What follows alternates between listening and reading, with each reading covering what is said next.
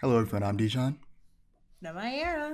and welcome to the Mustardcast, the podcast about the art of storytelling and how it's used across different mediums. Make sure that you like, comment, and subscribe if you want to see our channel grow, and to click the notification bell so that you're notified when we post. As usual, Free Palestine. Do everything you can to support them. So, Mm-hmm. what media have you been interacting with lately? I've only got one thing. Well, no, I've got two. My first thing is that I've been reading House of Leaves by Daniel. Hold on, I have to look up the author name because I always forget. Mark Z. Danielewski, and I'm almost finished with that, and it's been extremely mind-boggling, but like in all the best ways. I've really gotten a lot of enjoyment out of it, like more than I was expecting going into it. It's a really neat book. I don't know how to even begin to describe what it's about, but it's one of those meta narrative kinds of books where it's like about it's about one thing but told through another kind of narrative. I think the most similar thing I can like think of is like S by J.J. Abrams, where it's like there's the narrative of the actual story going on, but because the story is a library book, it's being passed between two people who are annotating it and building their own narrative, which is fascinating. And I think I might jump back into that book actually after I finish House of Bleeds. It's Sounds interesting. exciting. Very interesting, very interesting. Can't recommend it enough. Then my other thing is me and my girlfriend have been playing through Red Dead Redemption, like the first one. Oh And that's wow. been really yeah, yeah. Yeah, I'm Mostly I've been still, watching her yeah, uh I'm still playing through the second one. I started that a while back, and then I paused it while I was playing other games. But I think at some point on the podcast, I mentioned how I bought a physical Xbox 360 copy of the first game, and I plan on mm, playing that after the first one because the game of the second game is a prequel, and I haven't played the first right. one since since I first played it when I was a kid on PS3. So I'm Makes excited sense, makes to sense. get there eventually. Yeah, we started with Red Dead, the first one, just because like we have both, but we were like, let's start with the first one and then Yeah, you do the should definitely second. start with the first one if it's your first time playing. Because it's definitely mine, and she was like, "Yeah, it'd be better that way." Mostly, it's been watching her getting mauled by cougars, unfortunately. But the stuff that happens outside of her being mauled by cougars is very interesting. I like it a lot, and John Marston is a fascinating character to me.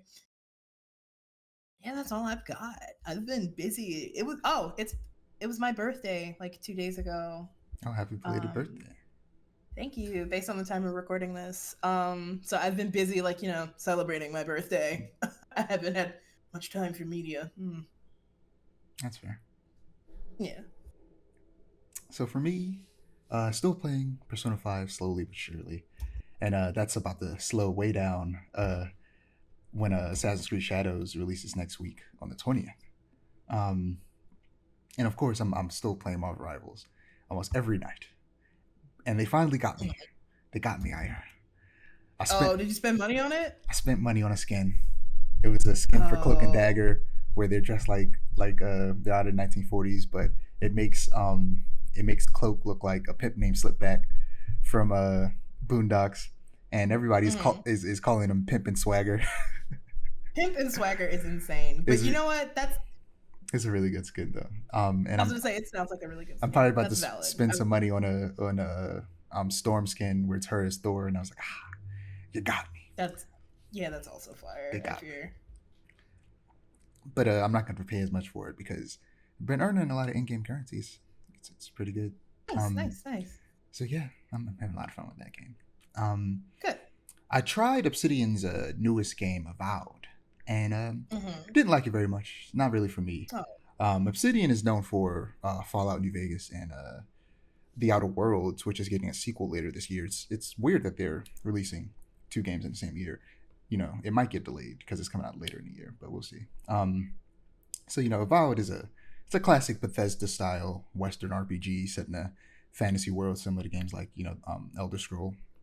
And I know I have the capacity to enjoy these types of games because I love Cyberpunk 2077, but this one just didn't do it for me. Maybe the rumored remake of Elder Scroll 4, Oblivion, Ooh. will be the one for me. Supposedly that's releasing this summer, so we'll Hmm. see. Those are the rumors. In terms of See, I see, I see. live action TV and movies, I've Mm. continued my Alien rewatch journey with Alien 3. Before Ooh. Romulus came out, I was going to try and watch all the Alien movies with a friend, but we only got Mm. through the first two, so I decided to just continue watching them on my own. And Alien 3 isn't nearly as good as the first two, but it's also not that bad. My biggest gripe So, with the movie is that it ruins the fantastic ending of Aliens.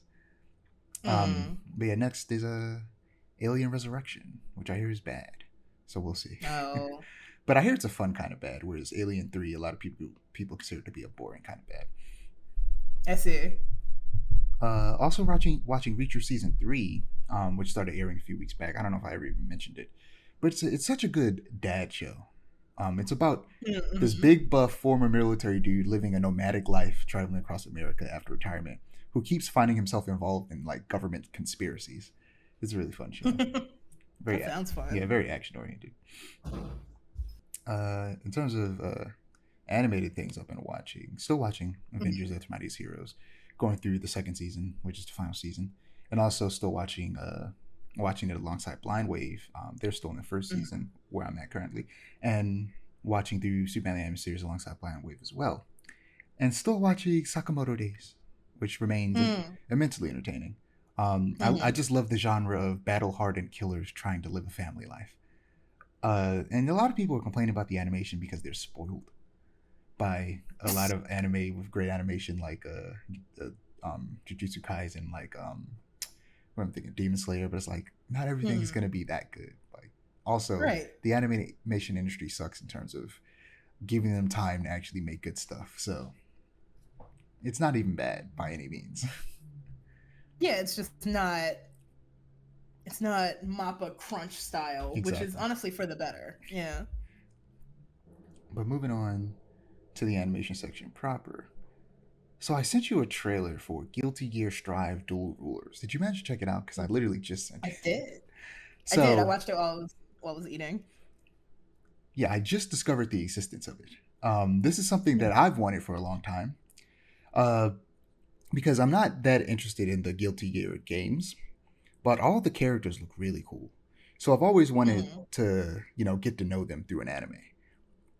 So here's the synopsis of the story from the Guilty Gear website. After the decline of the once robust fields of science and technology, a new energy source known as magic fuels the modern era.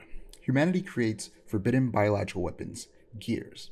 Those gears eventually stand against humanity in a rebellion.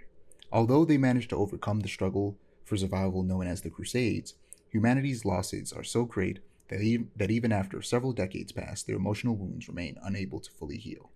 Sin Kisuke, the child of a human and a gear, heads to his father, Kai and Dizzy's wedding ceremony. Their wedding breaks the ultimate taboo, a union between a human and a gear. Even with the world at peace, it took many years for such a ceremony to come to fruition. Despite the complex array of emotions surrounding it, the wedding ceremony is met with blessings. When suddenly, a mysterious girl appears, the fated child inheriting gear blood and the mysterious girl who despises gears. Their meeting would shake the world. So it's being animated in a very similar style to the games with 3D models with 2D textures and effects, and it's being animated Right. by Sansegan Studio. Ooh. It premieres on Crunchyroll sometime in April. They did not give a specific date, even though April is next month. I don't know why. Right. um, but yeah, it looks cool. It does look I very didn't know cool. about I didn't really know anything about the lore, but I wanted to learn. And I didn't Yeah, know there same. was like a different species in the universe, and that's what the gear and guilty gear is for. Right. The crusade thing makes sense because there's a lot of characters with like crosses in like Yeah. the game, so I'm excited Mm. to learn more. Yeah, same. We also got a new trailer for the Devil May Cry animated series Mm-hmm. on Netflix, and it looks incredible. Um, so far, they have perfectly captured the energy of Devil May Cry for the music. In the opening, they're using Rollin' by Limp Bizkit, and for the trailer, Right. they played Last Resort by Papa Roach. The trailer was so good. Hopefully, It this was. soundtrack is full of lots more new metal. Mm-hmm. Which I've Mm-hmm. always heard of new metal, but I didn't know specifically what like the definition of that genre was, and it's basically just metal with hip hop inspiration. Yeah. Um, but the late and great Kevin Conroy, known most famously as the iconic voice of Batman and Batman the Animated Series and the Arkham games, is voicing a new character named VP Baines. Ooh. Johnny Young Bosch, who's voicing Dante in the series, said on Twitter, Mhm. "It was an honor to work alongside Kevin Conroy for the upcoming DMC series. A true legend. Batman the Anime Series redefined cartoons for me. For those wondering, our recording session took place a few years ago. Animation takes quite some time to complete. I have a feeling his character will turn out to Mhm. be either DMC's big bad Mundus in disguise or Sparta, Mhm. which is Dante and Virgil's father. Because I don't think that you get Mm. such an iconic voice to just play a random new character in the franchise. Right. It has also been revealed that Virgil is in the series, and he's being voiced by Robbie Draymond, who I know as Goro Akechi from Persona I was 5. gonna say, yeah. The action in this trailer looks sick, and I hope that it has a well written story to match. Like, I don't need it to be the best thing in the world, but it needs to be, good enough. Because really, it's going to be the action that's really driving this Mhm, series, mhm. like just like the games. Even though with the games, of course, I would always like the writing to be better, but it's not bad by any means. Um, yeah, what are your thoughts? I'm just excited. I have been meaning to play Double Make, like just any of them, for a long time because I love hack and slashes, and I especially love platinum hack and slashes. But I just never really got around to it. But I have watched my friend play a little of I think four, and I don't know. I'm just really excited to see like what the animation looks like fully, not like outside of a trailer context, and just you know all these great voice actors here. It's just exciting. Yeah, you should play Devil May Cry 5. It's pretty good. Five, okay, yeah, that's the one Um, people keep recommending to me. So noted. yeah, are you? Is this making you want a Bayonetta anime in this style? Yes, absolutely. And if not in this style, then definitely in the style of the Bayonetta animated movie we got, Hmm. which was really, really good. People don't talk about Bloody Fate a lot, but it was really, really good. And also, it's on YouTube if you really want to watch it. I Yeah, think it is, or used to be anyway. They might have taken it down for copyright yeah. reasons. There was But uh, I think like a single season of a Devil May Cry anime in like the early mm, 2000s too. And I don't think I've ever watched it. I should probably check it out at some point. I did read the like tie-in comic that they made with it, or it was mm-hmm. either a tie-in comic or it was like a manga adaptation of the anime. I can't remember, but I did read that. Noted. Might have to check that out just for the nostalgia's sake. Yeah. Moving on to Invincible. Season 3 has Mm, ended, and it was a doozy. Lots of death and destruction this season, but I can't say too much because I don't want to spoil it for you. So I'll right. probably record a separate spoiler-filled discussion with a friend and edit it in. But Okay. I will say that this season really focuses on the tough decisions superheroes have to make in the Invincible universe. And in most superhero stories, the hero is able to make the morally right decision and back it up and beat the villain. But in Invincible, it's not that easy. Mark is Yeah. desperately trying to be Superman in a world that is so much more realistically complicated than the DC universe, and he makes tons of Mm-hmm. mistakes in the process. But you'll Oh hear a Lord. lot of people talking shit about Mark online. But if they were in his position, would they fare any better? No, Probably I don't not. think so. Could anybody handle the pressure of knowing that you're the most powerful person on the planet and have a duty to protect it, but more powerful people keep coming and beating you up? Of course not. Uh, Which is like, obviously, his name is a joke because he's always getting beat up. But part of the reason he's always getting beat up is because he's always holding back. And that's a big part of this season as well, where he's like trying to like not be a murderer like his father, right. but he's being Which put makes in sense. situations where he might have to kill people. And yeah, it's a very fun show. You gotta watch it, I hear. I will. I will. But moving on to comics, Invincible. I'm still reading Yeah. Invincible, and I read Mm-hmm. a lot in one sitting a week ago. And I just got absorbed right back into this incredible story. And I'm pretty close to the ending. So I'll probably be done with that pretty soon. Absolute Superman number 4. Superman is on the run, pursued across the globe by armed peacemakers and Lazarus Corp's top field agent Lois Lane. Now, a new force joins the chase. But are the Mm-hmm. mysterious Omega Men friends or foes for Kal-El? I'm loving this take on the Superman mythos so far. Lois working for the Mm-hmm. military or this like paramilitary group like her father, but discovering a love for investigative journalism as she tries to track down Superman is an inspired choice. And Superman's powers in this universe seem to be coming from a special suit that his mother designed that absorbs Hmm. solar energy rather than him inherently having powers. At least that's what it seems like. It might be enhancing his abilities he already has, but it's hard to tell. All of it is very fascinating, and I'm excited to read more and learn more. That's exciting. Absolute Batman number 5. Will the party end here for Absolute Batman with his friends, lives at stake? Will a broken, beaten, and ultimately defeated Bruce Wayne finally compromise and give up both himself and his morals to Black Mask? Or does he have something even bigger than himself to help? And what does this have to do with Mayor James Gordon and his relationship with the young Bruce Wayne? All this and more in the penultimate issue to the first arc of Absolute Batman. So in the last Mm. issue, Batman struck a deal with Black Mask to let him achieve his goals for a larger sum of money that Batman could then use to expand his operation, and Batman accepted it. But of course, it was all a ruse, and Batman stacked the money in the shape of a bat on top of a spotlight to shine his symbol into the night sky, and then burned the money and attacked Black Mask and his gang.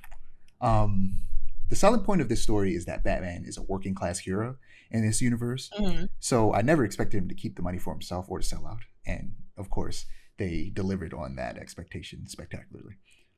Right. Uh, Black Lightning number 3. Natasha Irons, Lynn Stewart, and the Pierce sisters are caught in the crossfire as Volcana and her new Masters of Disaster set their sights on Steelworks, Metahuman Evolution Center. Steel and Lightning jump into the fray to protect innocents, but Thunder is terrified of losing control again. But with her sister and her mother risking it all to protect innocent lives, can Anissa Pierce stay on the sidelines? So hopefully this book does well and becomes an ongoing, because I'm pretty sure Hmm. DC doesn't have any ongoing books starring a black person outside of ensemble cast, whereas at least Oh, Marvel wow. has a few, but DC doesn't have any. And if there's any comic that needs to come in ongoing that stars a black person, it's Black Lightning. He's Hmm. like their premier black hero. Um, Superman number 22. A secret alien strike team has arrived on Earth with their sights set on the greatest weapon in the universe, Doomsday. And the only person who can save the ultimate destroyer is Superman. While alien forces rain down on Metropolis, Superwoman trains with her new powers alongside an unlikely instructor. And you will not believe who it is. That instructor is a future version of Doomsday, who has achieved godlike power, who appears at the very end of the comic. And I'm excited to see where that goes. Batman Superman World's Finest number 34. The super pets have gone berserk. Metropolis and Gotham City stand on the verge of ruin, and the world's only hope is the Batgirl Olsen team. It's a comedy of Hmm. terrors as wait, is that a flying monkey in a red cape? So Batgirl and Ace the Bat Hound team up with Jimmy Olsen and Crypto to save Superman, Batman, and Robin from the clutches of a villain. Very fun, No, wow. lighthearted issue in between arcs. Hmm. Batman and Robin Year 1, Number 4.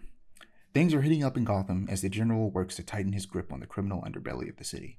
But when he and Batman come face to face, will the Dark Knight strike fear in this new threat's heart? Or is this the end of Batman's fight for Gotham City? Meanwhile, a meeting with Dick's caseworker sets the young boy Wonder on a path he absolutely dreads. So the art in this comic is so good. It's Hmm. almost like a more detailed version of the artwork or the art style of Bruce Timm from the animated series. And I want to look up. I think it's Chris Samney is the artist. I was about to look it up, but I remembered it off top. And his art is really good. His Nice. art style is definitely very reminiscent of those comics, and I believe he actually drew some of the like tie-in comics at some point. Ooh. Ooh, yeah, I totally see it. I'm looking. Yeah. So Batman Wow. Gargoyle. What? Sorry. Go ahead. You had anything to say? No, I was just saying, wow, this is Yeah. really nice. Yeah. Chris Samney's art's great. Hmm. I'd love a Batman cartoon with his art style specifically. Ooh, yeah, that'd be fun. Batman Gargoyle number 3. May the hour of the devil begin. The harrowing journey through the dark heart of Gotham reaches a fever pitch in this penultimate installment of Raphael Grampa's visionary series. Batman's investigation leads him into the deadly lair of Dr. Geist, where his presence is not only expected, but welcomed. Their savage fight for the soul of Gotham and the soul of Bruce Wayne himself will send shockwaves through the city from which it might never recover. And elsewhere, the fugitive Crytude makes a twisted acquaintance that finally gives him something to smile about. So the book's name makes so much more sense after reading this issue. As a kid, Bruce called gargoyles Batmen because they have bat wings, and his mother told Hmm. him that they protect people, and that's why he takes up the mantle of Batman, which I think is a really interesting origin for that For mantle. sure. And in this book, Batman or Bruce went to Arkham Asylum after his parents passed away. Not permanently, but he would like have like visits there to a doctor. And apparently in the Mm. process he might have gotten brainwashed, which is a part of Oh. this story. So I'm excited to see where that goes in the final issue. And hopefully it gets Mm-hmm. like a continuation down the line. The art in that book is also really good if you want to look up Batman Gargoyle. Raphael Grampa is both the artist and writer on this book. Ultimate X What? Men #9. Ooh. Sorry, go ahead. No, I was just looking. Mm-hmm. Ooh. Yeah, it looks good. It's Very very, much. very interesting art style. Mm-hmm. It's one of those I art like it. styles that you can definitely see people disliking and understand why, but it's also if you like it, it's real good. Um, Right. Ultimate X Men #9, Maystorm versus Surge in a static skirmish. Lightning collides as Maystorm and Surge finally confront each other, but when Surge is left weak and drained of her power, Maystorm has even more questions and must investigate the mysterious cult Surge is part of, and his excuse me, and his relationship to the mutants of the Ultimate Universe. The art in this book is incredible. I think you've looked at it before, but it's by Peach Momoko. She's also a writer and artist on this. I have. Um, the manga inspired pencils and inks combined with the watercolors is so good. It's so good. It's such a pretty Mm-hmm. book. And Peach Momoko writes a lot of like, and draws a lot of like horror. So there's a lot of like Japanese horror inspiration in this book, which is really fun. Nice, nice, nice. But yeah, moving on to TV and film. Sony board Zach Krieger's Resident Evil sets fall 26 release date. This is Ooh. from Anthony D'Alessandro at Deadline. Constantine's Resident Evil franchise reboot with barbarian and weapon filmmaker Zach Krieger directing will stay at Sony. Warner Bros. Was kicking the tires of this latest Krieger pick, but Sony isn't letting them. Or excuse me, Sony isn't letting this 1.2 billion grossing franchise go. A theatrical release Mm-hmm. date of September 18th, 2026 has been set, which tells you how excited the studios are to get this latest rendition up on the screen. Krieger's screenplay, Mm-hmm. which was co-written with Shay Hedden, who's worked on Ballerina John Wick Chapter 3 and John Wick Chapter 4, and Ballerina is a John Wick like spin-off movie, is under wraps, Oh, got you. Okay. but apparently harkened back to the original Capcom games horror roots. Ballerina hasn't come out yet, but I'm excited for it. Ooh. Please, for the love of God, just adapt the first game one for one. Stop trying Yeah. to get cute and do something different and just do what everybody wants. I have no expectation for this movie whatsoever because Resident Evil movies have not been great. Yeah. The very first one isn't bad. And those movies went on to make a lot of money. It's why they kept making them. They made like 6 of them, but they're Right. just not Resident Evil movies. They just There's went on something to else become something different. entirely. Yeah, it's very weird. But yeah, I want them to just do a one-to-one adaptation. It's something I think would be really fun as a reference to like the fixed cameras of the first like 4 games. Mm-hmm. Um, the Spencer Mansion, there's like scenes where like Wesker is like looking through security cameras, just watching them. Do that.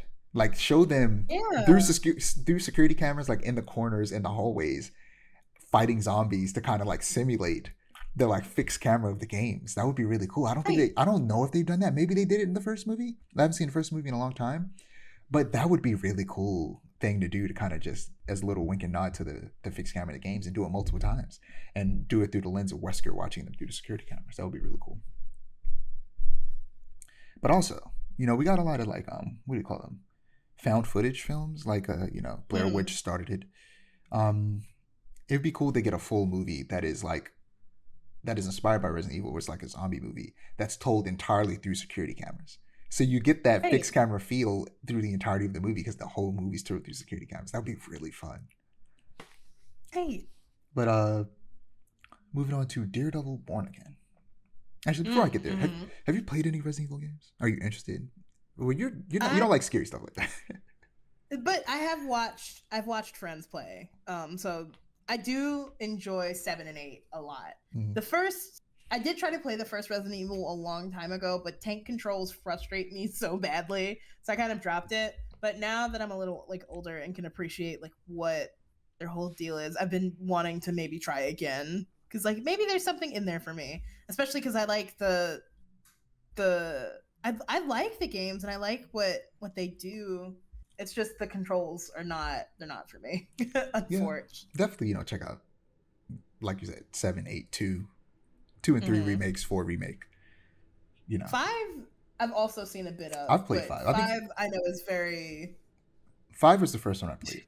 I makes never sense. finished it though, and they're definitely gonna Mm, remake that eventually. But we've talked about it before. The next yeah. one they'll remake is probably Code Veronica, then one, Mm, or one, then Code Veronica, and right. then they'll do 5 because you cannot do 5 without those 2 games being remade because Mhm. the story of those games is so important to the overall story of Resident Evil, and a lot of stuff that happens in those games ties into 5. Right. But moving on to Daredevil Born Again. So I finished my rewatch of the Netflix Daredevil just in time for the 2 episode premiere of Born Again, and episode 3 has also since come out. Episode 1 and 2 set the new tone of the series, but episode 3 showed that a lot of what made the original series great is still present in this new Hmm. one. Episode 3 was focused purely on a court case where Matt is defending a man who is being accused of murdering a police officer when he was just helping out a man that he thought was being harassed. Because the cops weren't playing. Let me read that again. Stumbled on my words there. Episode 3 was focused purely on a court case where Matt is defending a man who is being accused of murdering a police officer when he was just helping out a man that he thought was being harassed because the cops weren't plain clothes. When one of the cops tripped and fell on a train track, causing his death. It was an incredible episode, and I hope that it maintains this high going forward. You should watch it. It's definitely built to where I think I might. you don't need to watch the original series to watch this, but if whenever you get time, you should watch the original series. But at the very least, watch this while it's airing. Bet. Um, that's all I have for TV and film. If you don't have anything, I don't think I do. No, it's been a really light week when it comes to like releases. It's interesting. yeah. So, moving on to video games. Just this morning, I was made aware of a breakthrough in hair technology in video games. Mm-hmm. In a video from Pop Culture Brain on Instagram, I learned that algorithms have been developed to help depict black hair. They pulled this information from an article from The Guardian by Gloria Aladipo, and I'm just going to read the whole article because this must be heard. So the article is titled, "This is Black Hair. Technological advances are making waves in animation." That's a fun little pun. For decades, Afro-textured hair animation has lagged behind. Illustrations of straight hairstyles. Rendering of black characters do not typically represent the plethora of black hairstyles or specific attributes of black hair. The kink in their strands, the spring in their curls. But now, for the first time ever, researchers have developed algorithms to depict coyly black hair in computer graphics, a huge step for the portrayal of black characters. The findings have been published in a new study, which will be available to animators worldwide. The study is a collaboration between researchers at Yale University and University of California, Santa Cruz. There's all these papers on computer graphics algorithms that have been published in the last 50 years, especially on hair, Kim said. Nothing has ever tried to get this type of hair before. Typically, the Ooh. depiction of coily hair in computer graphics is solved through labor, said Kim, with animators and artists going in to add details by hand. If the algorithms didn't support you, they just had to go in and move each vertex until they got things to look okay. Since such adjustments are on an individual basis, depictions of Afro texture hair could look off if an animator or artist doesn't have the intuition when it comes to a specific curly hair type. But the latest algorithm could make the process of animating Afro texture hair more standard, as animators will now have formulas to achieve coily hair. Ooh. The research that first informed the study started in 2020 with the AM Dark, a co-author on the paper, founded the open source Afro Hair Library, a free database with 3D images of black hair created by black artists. Before the creation of OSAHL, 3D asset marketplaces where animators and 3D artists can shop through models for animation projects contained racist imagery of black people, showing them as mammy caricatures or wearing generic tribal wear. My goal with the library was Okay. to create a new container that not only addresses representation, but also create a community for black artists to have discussions around, said Dark, an associate professor at the University of California, Santa Cruz, Departments of Performance, Play, and Design. In some of the most lauded papers about hair graphics, Dark found that Afro-textured hair either wasn't represented at all or is misrepresented. In one paper, she said, "The provided example for African hair was straight hair. That, to me, encapsulates the problem." The most recent paper from Kim Dark and the other researchers created algorithms that animate three major attributes of Afro-textured hair: phase locking, period skipping, and switchback. Phase locking is when coily hair grows out as a helix, or a spongy layer closer to the scalp before forming more detailed curls as hair grows, Kim said. Period skipping describes when hair textures leap out or curl patterns, adding the appearance of a frizz around a curl. Period skipping specifically allows the hair to look more matte or diffused, and switchback is when the direction of a curl changes, creating a kink, said Kim, a phenomenon that naturally occurs in plants and polymers. Mm. Systemic barriers within animation, including diversity in hiring, often means improvements on how better to illustrate black characters can fall to the wayside. We do not have black women abundant in computer graphics, which means we don't have black women reviewers in the papers, Kim said. We don't have black people looking at research saying, oh, that's what curly hair looks like, or that's authentic, or even this is standard for curly hair. But the latest paper signals a significant change in increasingly accurate representation and calling out existing prejudices within computer graphics, specifically the assumption that black hair is niche, Dark said, which is an insane thing when the biggest continent on the face of the planet Earth is Africa, and black people make up a significant portion of the people on the planet Earth, and even people who aren't black also have hair similar to us. That's an insane thing for anyone to think. But yeah, with so many other things, whether it's food or music or fashion, when you prioritize black features, black cultures, it actually opens up creativity for everyone. The black diaspora pushes culturally in a lot of different ways. Black hair is so pliable. There are so many anime hairstyles that cannot be recreated by white hair without an ungodly amount of hair gel. Whereas with black hair with a minimal amount of like shea butter, you can absolutely scout someone's hair to look like Goku. Which I'm sure you've seen. Like a few years back, a mother had like their son wanted to dress up as Goku, so she styled his hair like Goku, and it looked really cool because black hair is pliable like that. It's sick, and like this like confirms, what I thought was the reason that we don't see a lot of black hair in games, which is just it's the fact that the tech field is just dominated by white men. It's not a lot of black people, Right. let alone black women, like they say in the article. And as a result, nobody's there to fight for us and fight for what we need in games in terms of hair textures. Um, Mm. it's not. It wasn't going to be until a black person got into a position of power to make this change for it to happen. As we've learned time and time again, if we don't do it ourselves, no one will do it for us. But what are your thoughts? Exactly. No, I completely agree. It's like I'm glad that this technology exists now, but I not loathe, but like laud the fact that the only reason it didn't exist prior to this moment is because of the like push out of black people and black women especially in like science and technology fields. And it's like we could have had this years ago. Alas.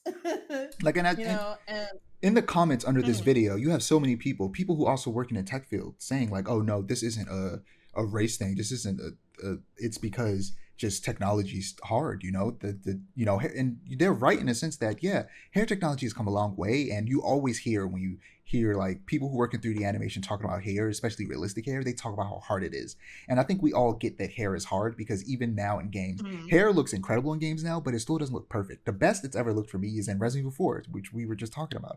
In Resident Evil 4 right. Remake, Leon's hair looks stupendous. It looks incredible. There's literally a whole graphic setting in the settings for his hair. That's um, crazy. and yeah, his hair looks incredible. And there, it's hard to make hair look good. But Yeah. the truth is, if people have been working on black hair as long as they've been working on white hair, we would have more black hairstyles in games with character creators. That is just a fact. Stop trying to pretend No, like for real. it's not a race thing. It absolutely is. It is a racing thing, like beyond a shadow of a doubt. Like uh, it can't not be a race By thing definition, because, it like, cannot be. right. Oh, it's not a race thing. The whole point of it is an entire race is being underrepresented because the people that are part of that race aren't in the conversations to make themselves represented in media like this. Don't piss me off. Exactly. Mm. But yeah, this is exciting. I'm so excited to see the fruits of their labor, bear fruit, and to see games in the future start to pull from this resource. This is a dream that I've literally had. I've had a dream of potentially being Mm. part of this and like having to create this. I'm glad someone beat me to the punch and started this. Right. I definitely don't have the the technical skills that they have to get it done in the first place. So who knows if I'll be able to do it. But I'm glad someone did it. Moving on to Tony Hawk's Pro Skater 3 plus 4. So a trailer for remakes of Tony Hawk Pro Skater 3 and 4 have been released, and it looks cool. I sent you the trailer. What do you think? You a big fan of like skating games? I used to be a long time ago when I was a young lad in middle school. I don't really enjoy them as much anymore, but I do find them fun, and I am excited that Pro Skater is getting like a thing because I haven't played a Pro Skater game in years, but I would now that I'm older and can like actually understand how they work. Yeah, I was more of a skate guy growing up. I played Skate 3 a Mm. lot. Um, Mm-hmm. and I've never played a Tony Hawk game. And whenever I see them, I'm not a fan of how the characters just snap onto rails like magnets. That's been a big Right. barrier to entry for me because they did a remake of the first two games a few years back. Um, but Mhm. this will be on Game Pass, so like I always Ooh. say, I have no reason not to try it out. Right. There will also be a Doom guy and Revenant skin in the game. The Revenant is I saw. one of It's Doom's just most fascinating. famous enemies, and I'll probably use the Revenant skin when I play it. And yeah, it is very fascinating. But the games used to have a bunch of different like skins. Like they had Spider-Man at one point in the game, and Skate 3 had Isaac Clarke from Dead Space because they're both Which EA is games. Um, right. and I hope he returns as a skin in the Skate free to play game that they're making. Which Right. recently it's come out that they're like testing out some monetization stuff, and people got up in arms about it. But it's like, of course there's gonna be monetization. Like Right. you How? can't make a free to play game and not try to monetize something. But they have said that like the monetization is going to be specific to like skins and stuff like that. Right. And like you'll be able to play the game and just like skate around because it'll be open world and like have fun and do stuff Mhm. like that without having to pay. But if you want cool decks and clothes and shoes, you will have to pay for that. And I'm like, I feel like that's fair when they're Hey, that's giving us good. this game for free. Especially since I'm sure there'll be some way to earn that, even if it'll be a bit difficult, so that they can encourage you to spend the money. Right. Like with Marvel Rivals, it's if you buy the Game Pass, especially, which is hilarious. Like if you spend money, Hmm. you can make the in-game currency a little bit easier. So Right. they encourage you to spend the money on the Battle Pass, and then after that, it's easier to make the in-game currency to like buy skins and stuff, which has been making it a little bit cheaper for me to buy the skins that I want because I can earn in-game currency, kind of offset that price of it. Hmm. Like I'm trying to work my way up to where I only have to spend $5 to get the Storm skin instead of 10. Makes sense. But yeah, that game looks cool. Very cool. I'm excited. Next, we have Absolum. We got a trailer and gameplay previews for Absolum, an original beat 'em up from the Streets of Rage 4 devs. Uh, According to the Steam page, crafted with passion by the Dream Team that redefines side-scrolling beat 'em ups, Absolum mixes type of the class combat action with modern roguelike elements, bringing all the vibes of the fantasy arcade hits of the past into an immersive adventure set in the original world of Talum. Uh, Talum has been shattered by a magical cataclysm caused by ambitious wizards, leaving magic mistrusted by the common folk. Sun King Azra took advantage of this panic, enslaving wizards through his Crimson Order and placing loyal princes to rule over the conquered realms. As Azra's forces claim more and more lands, the High Enchantress Uchawi and a small group of rebels rise from the shadows, wielding forbidden magic to challenge his oppressive regime and defy his absolute magic power. Yeah, Absalom combines Emu and Guard Crush's mastery in the beat 'em up gameplay with Super Monk's best in class art and animation. With its fast paced action and endless replayability, Absalom will challenge you with multiple paths to explore and unpredictable encounters for a new experience each time you play. This game looks sick. Ooh. Did you check out the trailer? I did, and it looks very, very It sick. looks really I'm cool. really excited. I know you're a fan of beat 'em ups, and you're a fan Yep. of roguelikes, and Hmm. you love animation. This combines everything I you love do. into one. I know. It's like it was And tailor also made for you love me. Streets of Rage 4, and this was made by that Yeah. same team.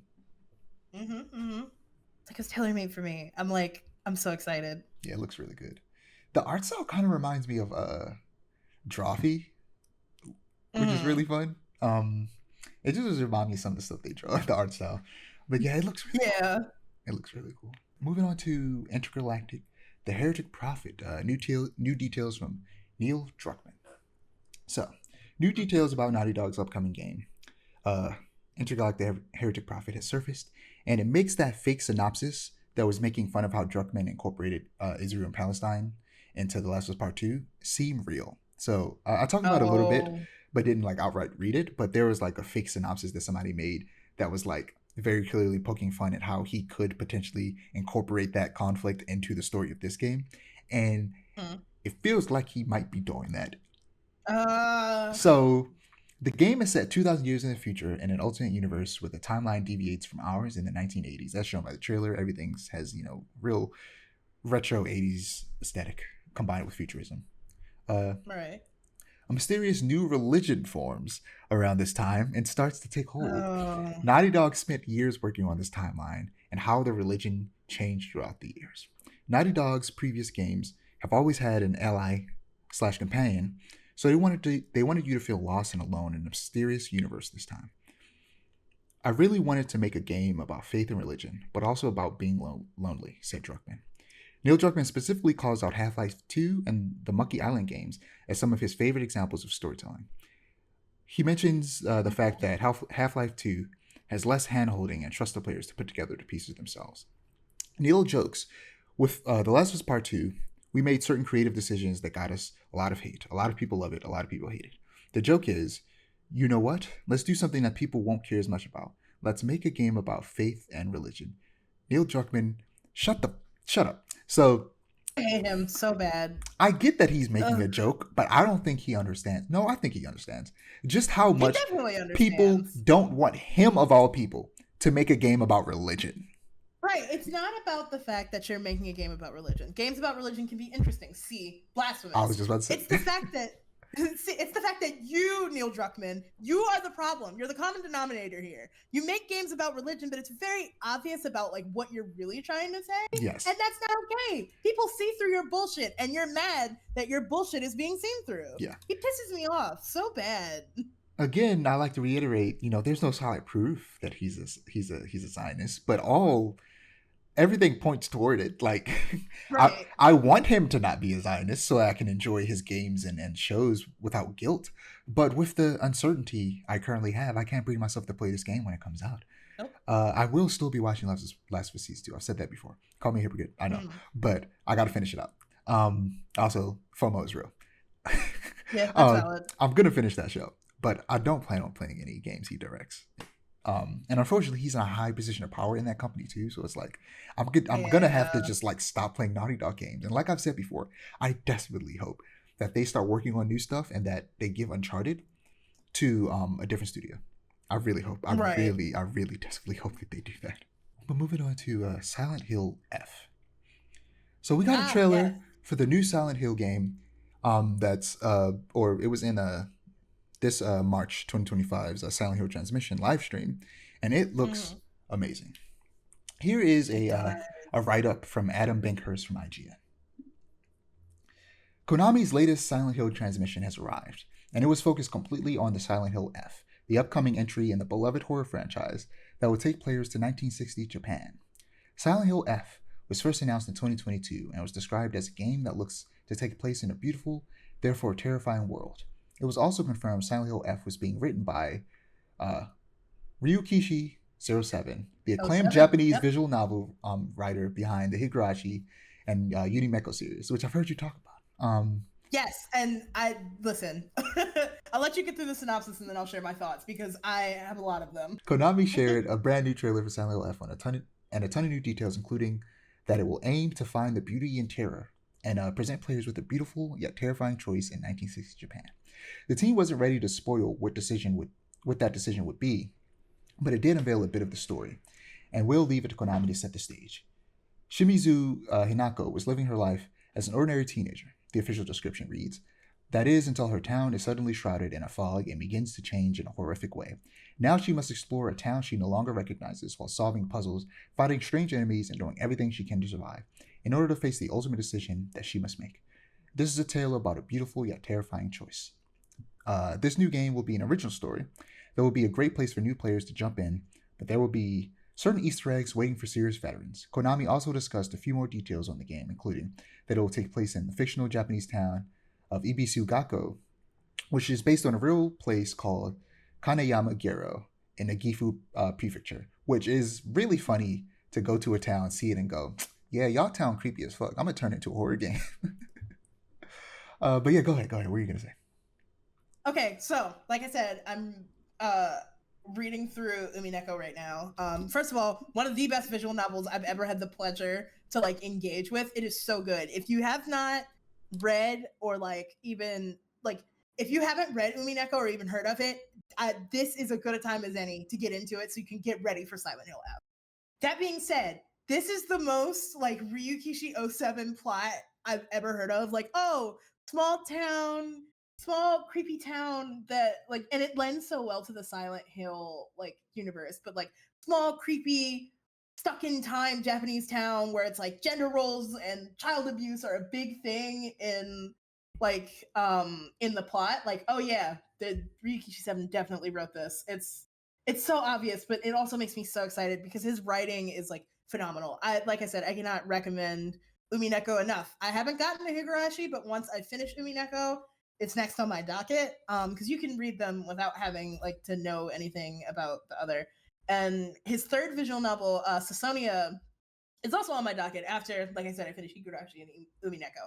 But in like I said, this is mostly me shilling Umineko. Please read it. It's so good. It's on Steam, but there's also like billions and billions of live streams of people reading it. If like you want to put it on as background noise or whatever, it's great. I love it, and I'm so excited for this Silent Hill game. And I think I'm buying it launch day, despite me being so scared. Yeah, it looks incredible in terms of the visuals. It does. And I watched the entirety of the live stream they did, and they talk about how like in Japanese horror, they like perfection is kind of scary, like something being so perfect that it circles back around to being horrifying. And like a lot of what they show in this is like what are those flowers called? Chrysanthemums, or whatever they call them. And they show them a lot, and they make them creepy, and they're all blood red, and they almost look like fungus on the walls. But when you look closer, they're like, no, those are flowers, but they don't look like flowers. They look weird and creepy, and they're this like unnatural color, and it's like, yeah, it's I see what they mean. Yeah, I'm excited for this. This is probably because I think I'm gonna end up playing. Depends on when this comes out. I'll probably play the Silent Hill 2 remake before this. I didn't play it because I think I was just busy at the time, but I'll get around to it eventually. Because I heard. Say if you don't get to it first, I surely will. Yeah. So maybe I'll end up playing Silent Hill 2 and you end up playing this, and then we both talk about them both spoiler free, and then we swap and you play Silent Hill 2 and I play Silent Hill F, and then we talk about it that way. That'd be fun. But yeah, this looks really good. So Roger Pokorny from Kind of Funny Games said something amazing about this game that I hope is true. He said, they're going to be able to create a new generation for Silent Hill. This is the best way to revitalize a franchise. I could see this being the blueprint for other Konami franchises that they don't want to touch, but want to touch. Now, he mentions Castlevania, but what he is referring to specifically there was Metal Gear Solid. And, I agree with him that if Konami wants to make a brand new Metal Gear game, they should find a way to distance it from the original games while still making it clear that it's in the same world like they're doing with Silent Hill F. And for me, I think the best way to do that is to have a big time jump and introduce a brand new character. That way you can start fresh. The time jump should be far enough that it doesn't heavily affect the ending of the Kojima directed games, but also not too far so that you can still have some old characters pop up. I think that'd be ideal for moving forward with those games. With Castlevania, I think they should just reboot, because now they're in modern times, and it's like nobody wants to play Castlevania in the modern day other than the games that we already have. So it's like, I guess they could go into the future, but like I don't know if anybody's looking for that from Castlevania. That would be interesting though. That could be cool. I think that they could, of course, doing a reboot doesn't mean that you can't continue the main timeline. So they could like do a game that takes place in the future. That'd be fun. But they're definitely going to start remaking those games eventually, starting probably with Symphony of the Night. I hope so. And if they're going to make new games, like I said, I think they should do a reboot, and they should be 3D. Souls-likes. We talked about it before. We've talked about it 1,000 times. They need to, make good 3D Castlevania games. The very first Lord of Shadow is decent. Second one, I've heard isn't nearly as good. It's not. But Souls-likes, that's the best comparison. God of War, especially since it combines perfectly hack and slash and Souls-like, is what I see for a 3D Castlevania game. And then they can continue the 2D games with remakes and like sequels to that timeline. So there's ways for them to remake Castlevania. But yeah, Silent Hill looks good. Moving on to Death Stranding. At South by Southwest, Kojima showed off a 10-minute trailer for Death Stranding that he edited himself that revealed the release date of June 26th, with pre-orders going live March 17th, which is tomorrow, the Monday after we're recording this. Yep. So, did you see the trailer? I did see the trailer. I watched all 10 minutes of it. Okay. Surprisingly. But it was entertaining. It was like a movie damn near. It was really fun. He's really good at editing trailers. I watched it I'm intending to skip through it, but I was entranced the whole time. I'm like, this is insane. It's like, damn, I would watch this movie. Right. But also, it felt like it ended like 3 different times. And then it would just keep going. That's the part that really kept me watching, because I'm like, oh, the trailer's over. That's neat. And then it kept going, and I'm like, what else could you possibly show? Yeah, like the trailers for the first game. This one is immensely confusing if you don't know anything about the game. And I wouldn't have it any other way. I love how weird Kojima is. There are a few not so subtle Metal Gear references in this trailer. With the new character Neil putting on a bandana that's similar to Solid Snake's, and the ship that the crew flies around is in the shape of the head of Metal Gear Rex. Neil is being played by Luca Marinelli, who in the past Kojima has said is the spitting image of Snake, and if he just put on a headband, he'd look just like him. And that's exactly what Kojima did. He hired him to live out his dreams. And in an episode of the Min Max show on YouTube, where they discuss the trailer, they call it a podcast game because you spend so much time just walking through desolate environs, balancing packages, that you could just listen to a podcast while playing it. And I'm not a big fan of listening to anything while I'm playing a game, not even multiplayer games. But they mentioned how in Metal Gear Solid 4 and 5, there is in-game music and podcasts you can listen to. And there's never been a better time for Kojima to bring that back in a game than for this, specifically a podcast. Right. Also, the song that plays in the trailer, The Wilder by Woodkid, is really good. I've listened to it several times since. It's so good. But yeah, Kojima has excellent music taste. He does. At the very least, this game will be fun to watch people play.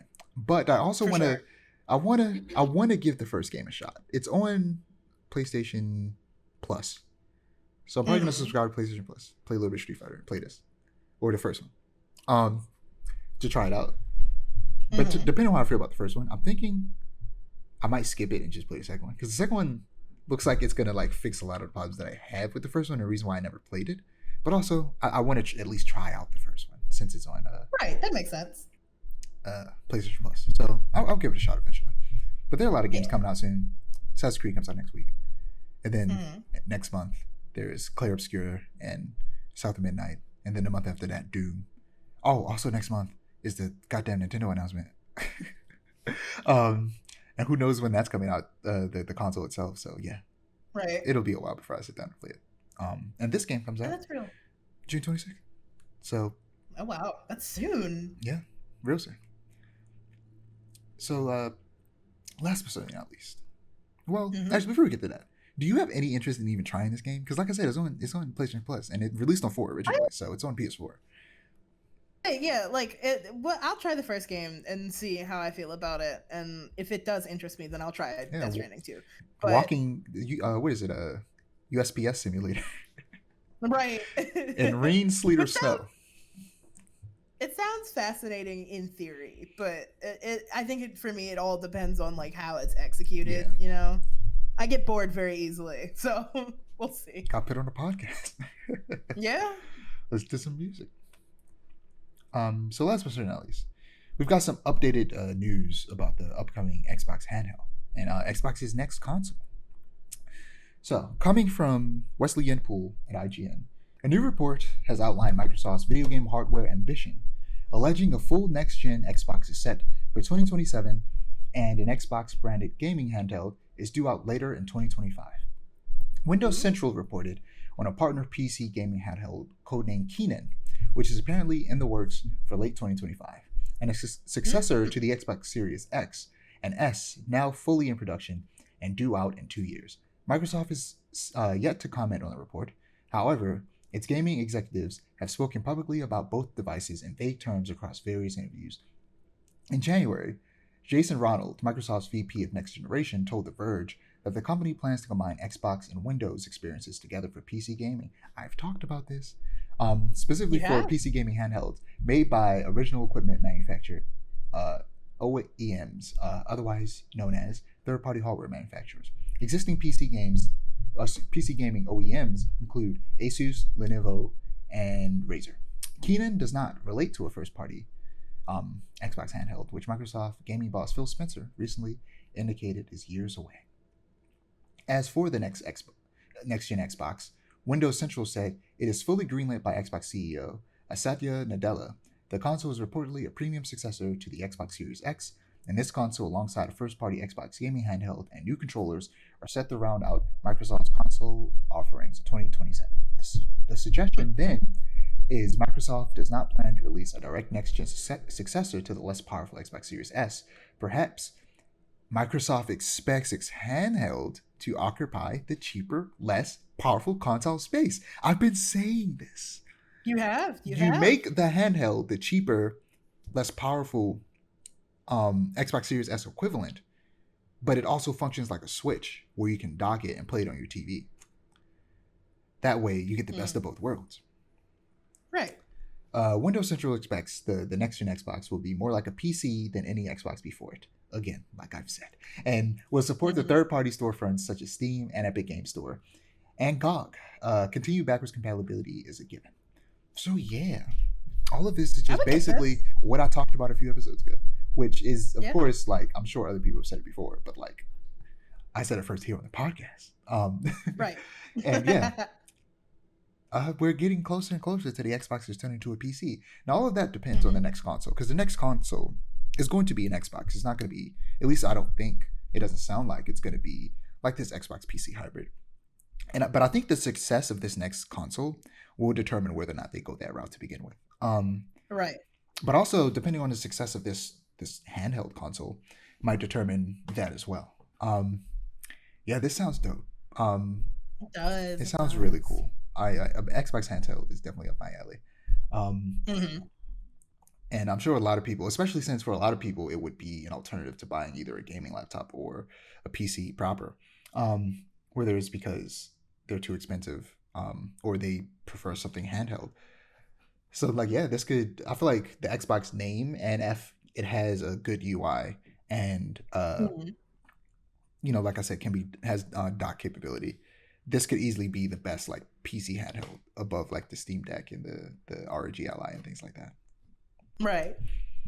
Because that Xbox name, Microsoft, that name means a lot to a lot of people. So just see Microsoft and Xbox and handheld is probably going to get more people to get this than the Steam Deck, especially if it runs GOG and Epic Games Store and Steam. So yeah, this sounds dope. You know, my dreams are coming true. Super dope. But yeah, that's all I have. You don't have anything. Nope, I ain't got nothing. Unforge. Yeah, so I'm Dijon, and you can find my ads above me, and Aiara's ad above them. Don't forget to like, comment, and subscribe to our channel if you want to see more storytelling content, and to click the notification bell so that you're notified when we post. Peace. See ya.